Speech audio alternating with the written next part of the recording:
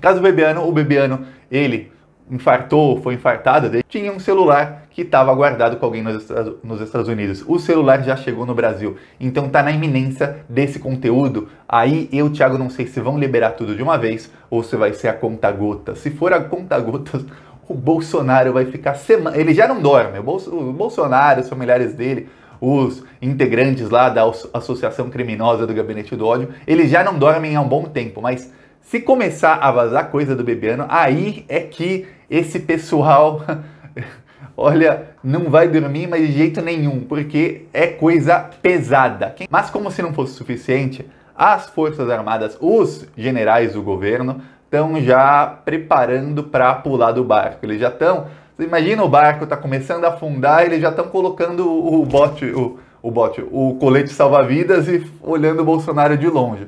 Eu vou dar um dos exemplos. Ó, sempre que havia alguma operação do STF, da Polícia Federal, ordenada pelo STF ou pela Procuradoria-Geral da República, mas sempre com o STF assinando embaixo, contra o Bolsonaro, qualquer operação, os generais do governo, aí eu falo o Ramos, o Braga Neto, o ministro da Defesa, pois bem, os generais do governo, eles sempre emitiam alguma nota, ou em alguma entrevista eles falavam alguma coisa ruim do STF. Teve a entrevista do Ramos em que ele falou para não esticar a corda. O Mourão também falou, ele escreveu artigos no Estadão em que ele culpava todo mundo pelos problemas do governo, menos o governo. Ele endossou aquela versão de que o Bolsonaro está sendo perseguido, e o Mourão fez isso porque a cassação da chapa tá andando e o Mourão viu. Enquanto só se falava de impeachment e afastamento, o Mourão tava quietinho, tava assim, ó, não é comigo. Quando começaram a falar, ó, vamos caçar a chapa, o Mourão começou a defender o governo Bolsonaro e começou a defender o Bolsonaro. Por quê? Porque aí ele cai junto. Eles sempre defendiam o Bolsonaro, só que o Queiroz foi preso, ninguém defendeu o Bolsonaro. Pode ver que o Braga Neto, o Ramos, os outros generais, tem 3 ou 4 no governo, estão todos caladinhos. Sabe por quê? Porque não tem defesa, não tem defesa. Não é apenas o Queiroz ser preso, é o fato de que a decisão judicial, ao pedido do Ministério Público, a decisão do juiz que mandou prender o Queiroz e a esposa do Queiroz, que não se esqueça, tá foragida, quem tá dando abrigo para ela? Comenta aí, quem tá dando abrigo para a esposa do Queiroz?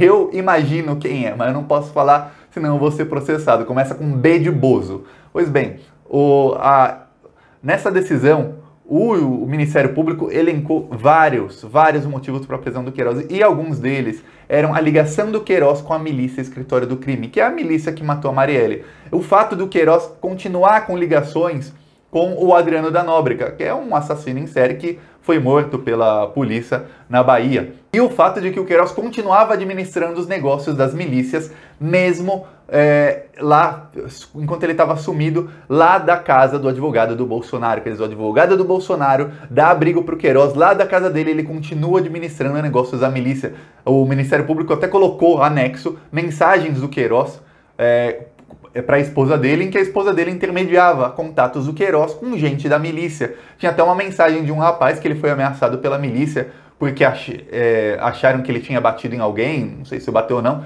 que era a mensagem, ele dizia que não, um comerciante disse que eu bati nele, fala pro pessoal lá da milícia que eu não bati nele, que é mentira e tal. E aí o Queiroz respondia para a esposa dele dizendo, diz para ele que quando eu for pessoalmente eu resolvo lá com o pessoal, mas eu não posso ligar para ele ou ligar para ninguém porque eu posso estar sendo grampeado. Esse é o nível de burrice do Queiroz.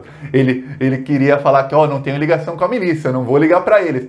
Mas na mesma ligação em que ele pode estar sendo grampeado, ele fala, mas eu resolvo lá quando for pessoalmente. Vários outros indícios de que ele continuava administrando as milícias. E aí é muito ruim para as Forças Armadas.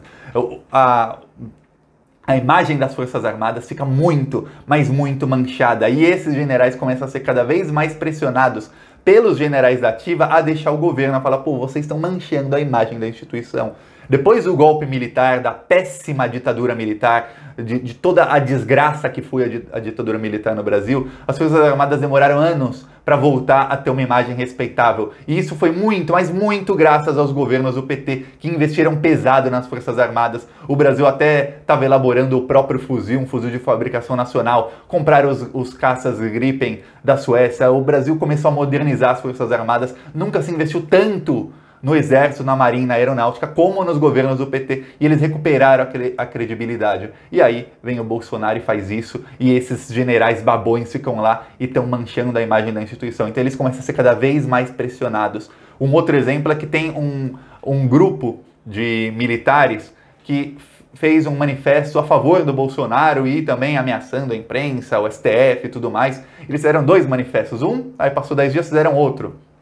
E na assinatura eu fui ver, não tem nenhum militar de alta patente, não tem nenhum militar de realmente alta patente. De todos os generais de 4 estrelas, que são os mais importantes, de todos os comandantes da Marinha e da Aeronáutica, nenhum assinou o documento. Quer dizer, os generais da ativa não estão com o Bolsonaro, mas não estão mesmo. Para piorar, o comandante em chefe das forças do Exército se encontrou com o Gilmar Mendes. Logo depois dele se encontrar com o Gilmar Mendes, veio busca e apreensão na casa dos bolsonaristas, dos componentes lá do gabinete do ódio. Então, a coisa tá feia, a coisa tá muito feia para o Bolsonaro. Para piorar, o Ministério Público já mandou o TCU, que é o Tribunal de Contas da União, investigar superfaturamento na produção de cloroquina. E aí eu te pergunto, pode responder aí, quem mandou o Exército começar a produzir cloroquina? Fui eu, Thiago? Foi você? Não. Foi Jair Bolsonaro. E o Brasil começou a comprar cloroquina, eles compram de um laboratório indiano. Eles compram cloroquina em pó, toneladas de cloroquina em pó. E o Brasil começou a pagar 6 vezes mais pela cloroquina. E aí mesmo o preço do dólar aumentando, o dólar valorizou 40% esse ano, mesmo a cloroquina tendo uma demanda mais alta, então o preço subiu, nada justifica um aumento tão grande no preço da cloroquina. Nada justifica. Isso só pode ser superfaturamento. Então a coisa tá feia, porque é mais uma mancha na imagem das Forças Armadas. Gostou do vídeo? Curte, compartilha, se inscreve no canal. É a melhor forma de ajudar é se inscrevendo no canal. Se você quiser ajudar financeiramente, tem o botão Seja Membro. A partir de R$3, ou nos comentários você ajuda pelo Apoie-se ou pelo PicPay. Aproveita também, me segue no Twitter, no Instagram e no TikTok. Falou!